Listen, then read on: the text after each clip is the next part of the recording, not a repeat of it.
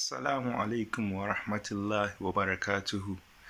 A yau ina so ɗan yi tambihi da nasiha da jawo hankali akan 'yan uwanmu musulmi da ma wanda ba musulmi ba.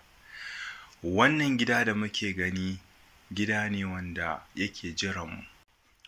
Allahu Akbar. Da yawa wa'inda suke kwance a wannan wuri masu arziki ne, sun mallaki gidaje manya-manya, sun mallaki mata full option, sun mallaki nerori dukiya a hannunsu. Suna faɗa gida da waje ana ji, suna ba da umarni ana bi, amma yau ga su a wannan wuri a kwance.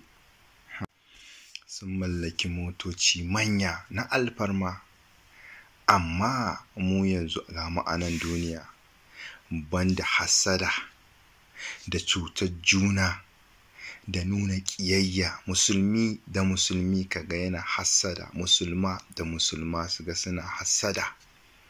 Da an ce mutum yau an mai promoting, shikenan hassada zai ƙullu. Da an ce yau ya gina gida, hassada ya ƙullu. Da an ce yau ya sai mota, hassada ya ƙullu. Kai ana cewa yau yana nema aure, gashi aure zai yi, hassada zai ƙullu. Kai babu abin da mutane suka riƙa yanzu banda cuta da gulma da hassada. Shine ya zama ruwan shansu, ya zama abincinsu. Mutum bai da sukuni saboda ɗan uwan shi Allah ya mishi arziki ya samu wata waraka. Kai jama'a mu ji tsoron Allah. Wai menene duniyan nan? Kaffa ku manta kwata-kwata duniyan nan in ka daɗe ka kai shekara 100 da wani abu.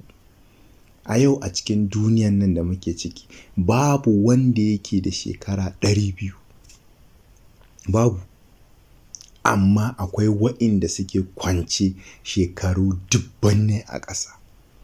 Kai ɗin yanzu, ni ɗin yanzu muna faɗuwa muka mutu za mu iya shekara 500 a ƙasa. Tsakani da Allah me muka tanada zuwa wurin nan? Me muka tanada tsakani da Allah? Wa'inda duk suke kwance a wurin nan ba wai Allah baya san su bane. Rayuwa ce ta zo musu ƙarshe. Mu kuma a kowane lokaci mu ma za ta iya zuwa mana.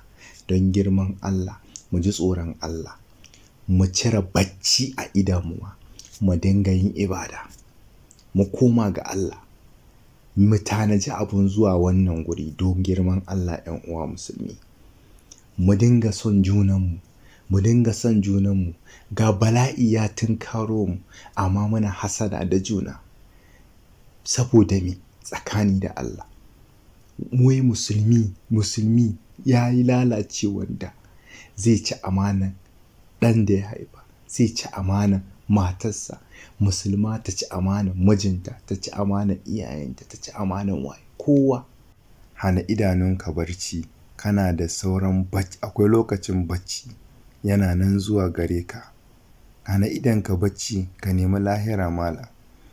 Bacci yana nan zuwa gare ka.